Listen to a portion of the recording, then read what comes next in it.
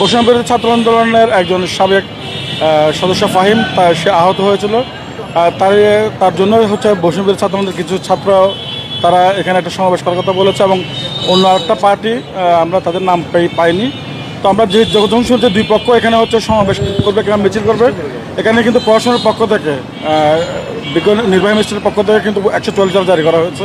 আমরা সেই 144 ধারাটাই হচ্ছে আমরা এখানে বলবৎ করছি। আমরা পুলিশ হচ্ছে আমরা আইনশৃঙ্খলা বাহিনী, আমরা কারো পক্ষেও না কারো বিপক্ষে না। আমরা লক্ষ্মীপুরের শান্তি শৃঙ্খলা মানুষের জননিরাপত্তা রক্ষার জন্য আমরা আছি। এটা একটা বিজি স্টেশনের চকবাজার এরিয়া। এই এরিয়ার মধ্যে কাউকে আমরা 144 ধারার মধ্যে কাউকে মিটিং মিছিল কাউকে করতে আমরা অ্যালাউ করছি না। যেহেতু তখন দুই পক্ষ একসাথে, তখন আমি ছিলাম, দুই পক্ষ একসাথে হয়ে সময় আমার ওসি সহ আরও বেশ কিছু সদস্য আহত হয়েছে। কজন আহত হয়েছে এটা আসলে আমি স্পেসিফিক্যালি বলতে পারছি না, পরে বলতে পারবো, কারণ আমাদের অনেক সদস্য আছেন।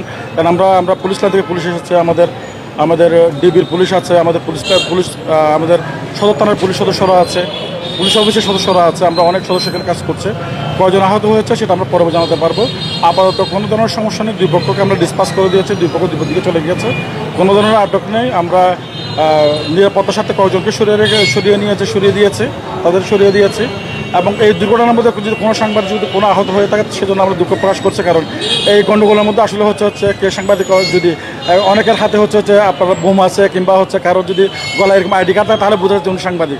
তো আসলে আইন শৃঙ্খলা পরিস্থিতি নিয়ন্ত্রণের ক্ষেত্রে যখন আমরা আইন প্রয়োগ করি তখন আসলে অনেক সময় যদি কোনো বিচ্ছিন্ন ঘটনা ঘটে থাকে সেটা আমরা দুঃখ প্রকাশ করছি। বা বড় ধরনের কোনো ঘটনা ঘটেনি। আমার ওসি আহত হয়েছে, তার হাতে মনে আঘাত পেয়েছেন, হাসপাতালে গিয়েছেন। সর্ব পরিস্থিতি এখন শান্ত আছে। 144 ধারা জারি আছে।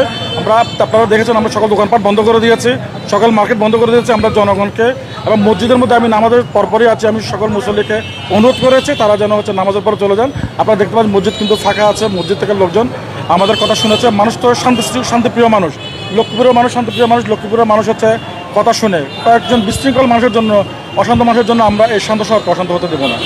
এই জন্য আমরা এখানে মাঠে আছি, আমরা পুলিশ সদস্যরা আছি। আপাতত সব কিছু শান্ত আছে।